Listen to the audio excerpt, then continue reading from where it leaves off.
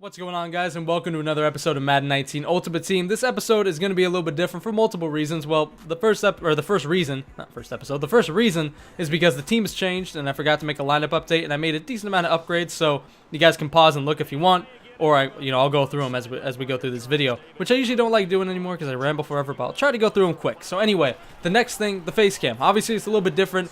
It's not a live com face cam. For some reason, my live com face cams, for some reason, have not been syncing right, and it seems like they desync in the middle of the gameplay, and it's like really bugging me. It's really bugging me. So live com face cams are gonna have to take a little bit of a back seat for right now, but I can still do face cam. It's just gonna have to be post com for right now, and then I'm working on it for the stream. Swear to God, man. Swear to God, I'm working on it. That's a whole completely different thing from video face cam with me. It's just I'm recording this out of a different software.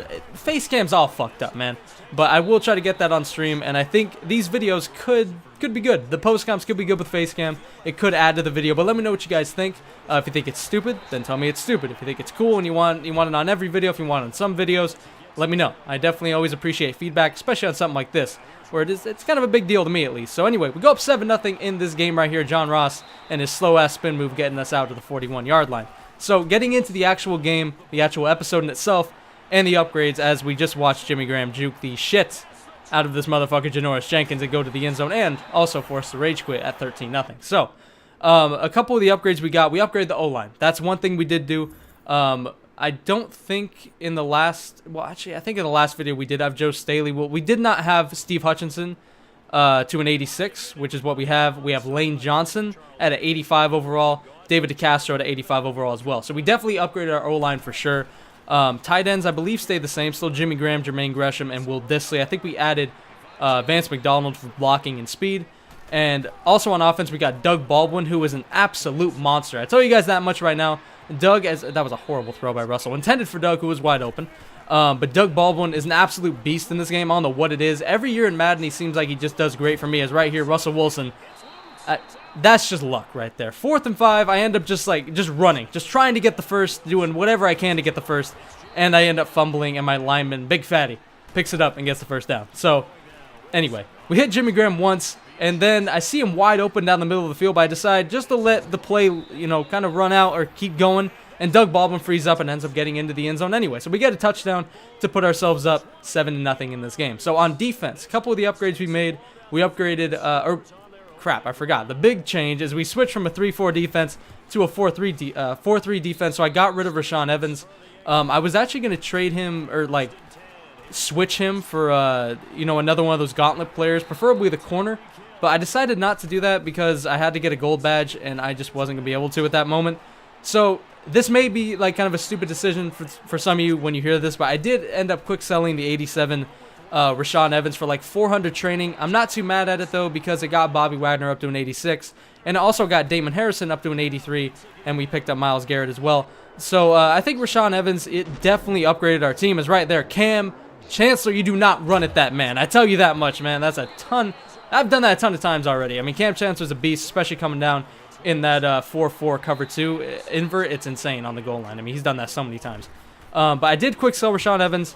May have been a stupid decision. He just did not play that great for me, and I didn't want to get the gold badge to get the other guy. I did pick up Tremaine Johnson at cornerback as well, so I mean, he'll be pretty good. He's 6'2", decent. I ended up getting him with the 82 to 83 replacement thing or whatever that they give you. I'm not really sure what that is, but it basically just replaces the final card you need for a power-up tier. As that guy hits me with, of course, as usual, the deep post. I didn't play the sticks on that one. I don't think I mentioned it in the video, but if you don't play the sticks, you just get burnt over top by posts, and I forgot to play the sticks. Rod Woodson didn't play deep, and that's what happens, man. So anyway, to finish up what I'm talking about with the upgrades, we got a new corner. We got basically a whole new D-line, a whole new defense, basically. 4-3, 3-4 to a 4-3 is right there. Doug Baldwin making the catch. Like I said, man, he's a beast. If you guys need a go-to receiver, Doug Baldwin is a monster. You end up getting him. Well, I got him out of the level 29 pack. I spent I think I spent $10, which I said I wasn't gonna spend any money, but for those of you that were in the stream, I did. So I spent some money and I got that pack, and it's definitely worth it because Doug Baldwin's an absolute monster. Is right there. Antonio Brown gets the first down. And we're moving right now, man. 7-7, but we're moving. Minute 30 left. Ricky Williams comes in the game, and he fights his way into the end zone. Ricky Williams does not come in the game very often. We actually have a new power back coming in next episode. But when he does, he seems like he does all right. Or sometimes, you know, he breaks off one every once in a while, and right there, he was able to do that. So, I think that's it for the upgrades. We upgraded Sean Taylor from 82 to 84, so that helps. I think definitely the training from Rashaan Evans went to upgrading our team. And plus, I'm kind of a sucker for these power-up players, man. To be completely honest, I want them to be upgraded, and I picked them for a reason. I picked their power-up player because I wanted them to be on my team for a long time and keep them there for specific reasons. So, I mean, I really don't mind spending a little bit. And right here, Sean Taylor. I don't know if that was a user. I'm going to hit it anyway. Just throw it at me, man. Why the fuck not? I think that was a user, actually. I played the outside, but Sean Taylor gets himself a pick. 56 seconds left in the second half, or in the first half, I mean. And we're already at 14-7, so we could possibly get a field goal.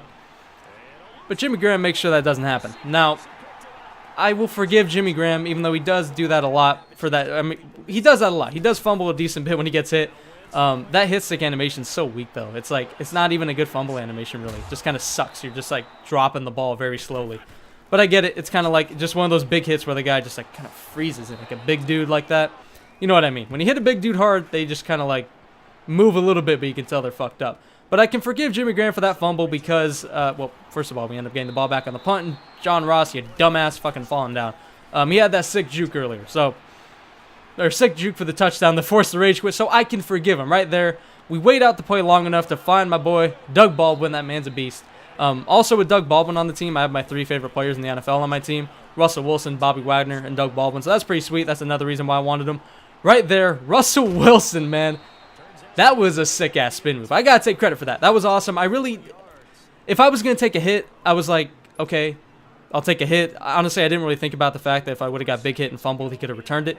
But I was just going all out, balls out, trying to get in the field goal range, and sure enough, Russell Wilson does that for us, and we barely make it. Russell probably got 1 yard enough to be able to do that, and that was really, really close. So 17-7, this dude has played a decent game, but we are just hitting out here, man. Sean Taylor, that man is a beast. You already know you don't run at him. You don't run at my safeties, period, man. You don't run at him. Cam Chancellor, Sean Taylor, they will take your soul. I tell you that much. I'm right there.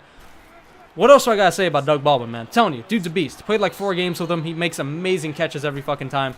If you guys were in the stream, you know right there, this guy, I don't know if he gave up or if he just was sending heavy pressure trying to get me, but Jimmy Graham was wide open in the end zone, too easy. So 24-7. This game is getting out of hand at this point. I feel like I already have this game won. I mean, I don't think this guy could really come back at this point. He does have Journey Wentz, and right here, I thought maybe he got me, but the Madden gods were looking over me. They were shining down on me. They reached their hand down, and they flicked that ball at a fucking Tyreek Hill. Whoever that was run that straight. I think it was Tyreek Hill. Tyreek Hill or Jerry Rice. That was kind of clever. I kind of came up with that on the spot. The Madden gods just flicking the ball when we needed that incompletion. So 4th and 28, we get 2 sacks in a row. Sean Taylor. We just send that heavy pressure, man. I really don't give a fuck anymore. I'm honestly just sending as much pressure as I can on like 3rd and 4th and longs, because that's when I get killed. Usually when I end up playing coverage on 3rd and 4th and long, they end up getting me. So that's going to do it for this video, man. 24-7, 13-0. We forced 2 rage quits. This was a satisfying episode, in my opinion, man. We have had some ugly-ass games recently. We have had some losses. It's good to get a win. I'm really, really, really happy about that. So anyway, guys, I hope you enjoyed it. Be sure to let me know what you think about the face cam, specifically on post-coms, and then, of course, just face cam in general if you guys want me to do a lot more. I will try to get it on stream. I know that's what you guys want. I will try. Hope you guys enjoyed it. Be sure to look out for the next one. And as always, I'm out. Peace. Oh, crap. I talked over the video length. I probably just put a picture of a puppy or a cat there.